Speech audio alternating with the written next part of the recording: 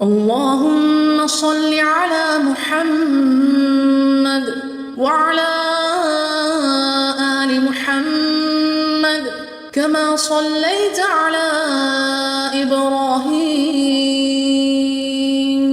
وعلى آل إبراهيم إنك حميد مجيد. بسم اللہ الرحمن الرحیم. ہمارا سب سے جو بڑا تعلق ہوتا ہے رمضان میں وہ قرآن کے ساتھ ہوتا ہے.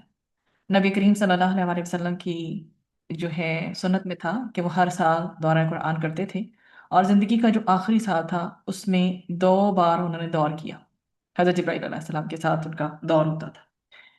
تو اسی حوالے سے چونکہ ہمارا دورہ قرآن کی بھی یہی نیت ہوتی ہے کہ ہم اس سنت پہ کاربند رہیں، اور پھر ہم جب قرآن کی تلاوت کرتے ہیں تو کبھی کبھی ایسا ہوتا ہے کہ ہمارے ذہن سے وہ فضائل نکل جاتے ہیں جو کہ باقاعدہ ہمیں موٹیویٹ کرتے ہیں کہ قرآن کی تلاوت کا کیا کیا اور کیسے کیسے اجر مل سکتا ہے. سب سے پہلی چیز جو ہم نے مد نظر رکھنی ہوتی ہے وہ ہے طہارت. ہم مکمل طہارت کے ساتھ اس کلام پاک کو کھولیں، اور ہماری نیت اس کو سمجھنے کی بھی ہو. ٹھیک ہے، ہماری نیت سب سے پہلے کس چیز کی ہو کہ ہم نے اس کی اگر تلاوت کرنی ہے تو ہم نے اسے تلاوت کرنا، اس کو پڑھنا، ٹھیک ہے، اس کو جذب کرنا، اس پر عمل کرنا، اور آگے بھی لوگوں کو اس کے بارے میں بتانا کہ میں نے یہ سیکھا اس میں سے، تاکہ ہم جتنے بھی قرآن ہم پر حقوق بنتے ہیں سب پہ پورا اتر سکے جس قدر ہم سے ممکن ہو.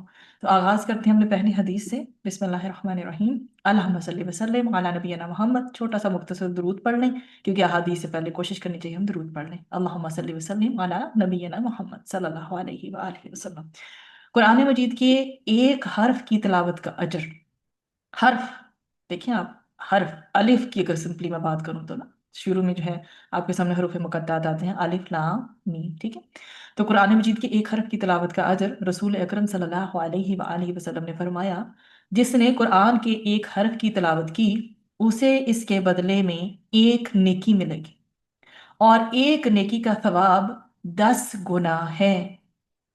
میں یہ نہیں کہتا کہ الف لام میم ایک حرف ہے، بلکہ الف ایک حرف، لام ایک حرف اور میم ایک حرف.